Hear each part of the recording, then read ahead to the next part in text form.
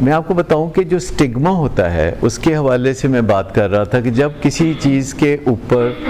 कोई ना कोई एतराज़ उठ जाता है तो साइंस ये कहती है कि दूसरे लोग उसको फॉलो करने लगते हैं।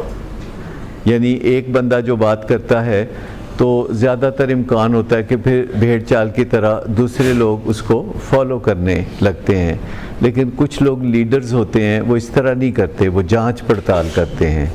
वो अच्छी तरह छानबीन करते हैं और फिर वो देखते हैं कि आया ये इसमें कोई वज़न है बात में या नहीं है। लेकिन एम्पैथेटिकली अगर मैं देखूं तो आपने देखा है कि ज़्यादातर लोग स्टिग्मा की वजह से एडिक्शन की बीमारी को और साइकेट्रिक इलनेसेस को छुपा के रखते हैं और अल्टीमेटली छुपाने का बोझ भी जमा हो जाता है बीमारी के साथ और बीमारी बढ़ती रहती है, तबाही फैलती रहती है। तो when all is said and done हमें अल्टीमेटली मसले को अगर हल करना है तो सारी की सारी तवज्जो मसले को हल करने पे होनी चाहिए।